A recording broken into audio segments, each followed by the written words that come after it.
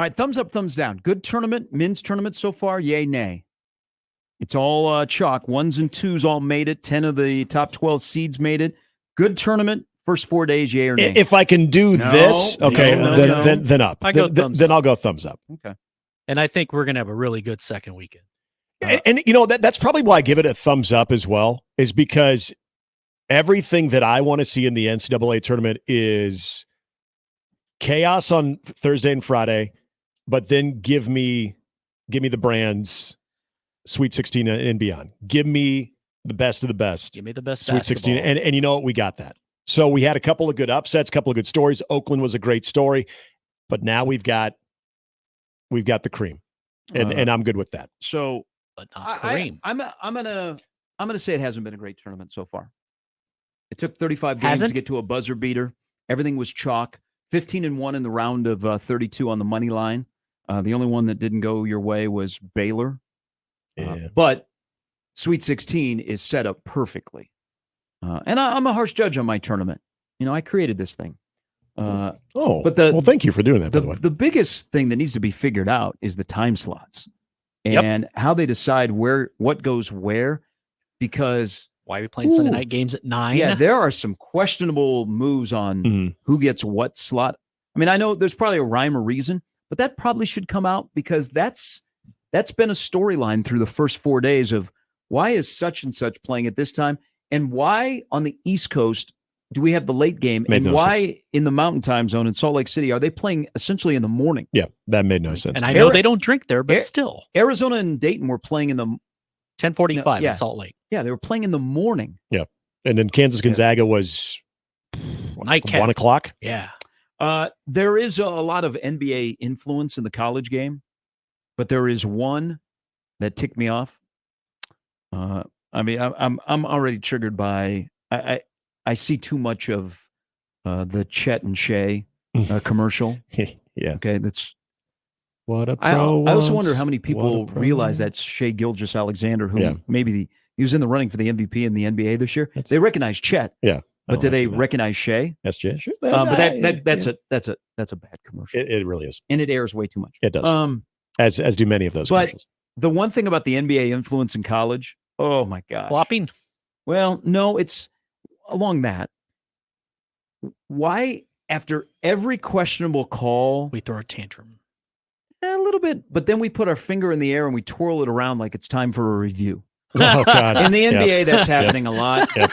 And that's what I saw this weekend. Yeah. I mean, we spent a lot of time solving the world's problems at a scores table in a college basketball arena. Yeah, you're right. Yeah. But you see almost every time now there is something and it's a questionable. They'll look to the bench and they'll be like, they'll twirl their finger in the air asking for a review. And you get 2.5 hour games as a result. Thank you, NBA. Yeah. And because I think the players even at times don't. I think they feel that there's 40 minutes of everything can be reviewed at travel.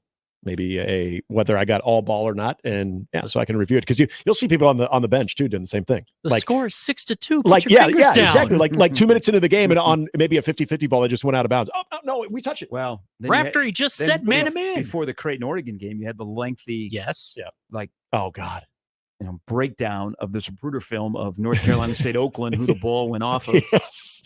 So many F words. So that was a thing that really got under my skin this weekend.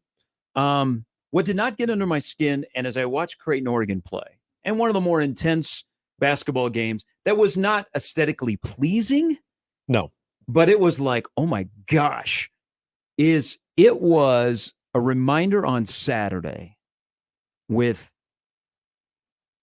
Greg McDermott coaching against Dana Altman.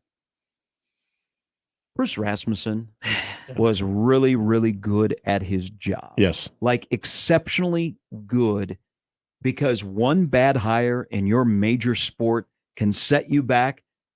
And the luxury of having two coaches in the span of 30 years that you hit on both, that is such a tribute to Rass as his ability to make good hires, retain good people, move a program forward.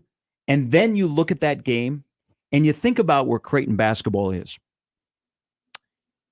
Playing in the Missouri Valley Conference, which can be a 1-bid or maybe a 2-bid league, and then you cross your fingers that you get a non-12 seed and that maybe you can do something, and maybe just so you get a unit for the conference and some more money, you make it to the next round. But it's not easy being in the Missouri Valley Conference to never take for granted Creighton's jump to the Big East, where you don't have to worry about that. If you're good in the Big East, you're going to get rewarded.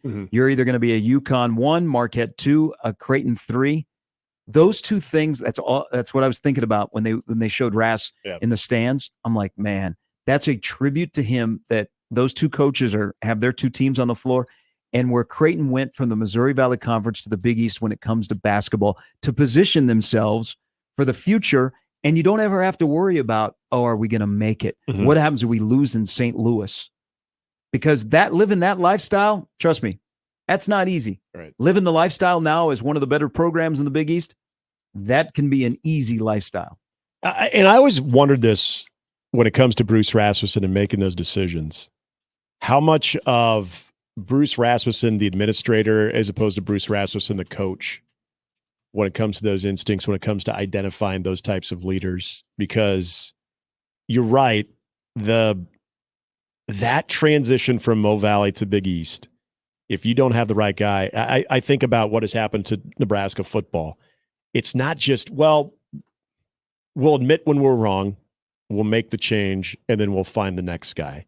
You get into that cycle, and there is no assurance that you're getting out of that cycle. Yeah. And that, when you one are bad hire could lead to another. Absolutely. And when you are a declared basketball school and that's your brand, and you cannot get out of the avalanche, especially with what the Big East could put you in under if you don't have the right guy. I don't know if people appreciate Bruce Rasmussen enough for having that ability to find not one, but two guys that stood the test of time when it came to that level of coaching.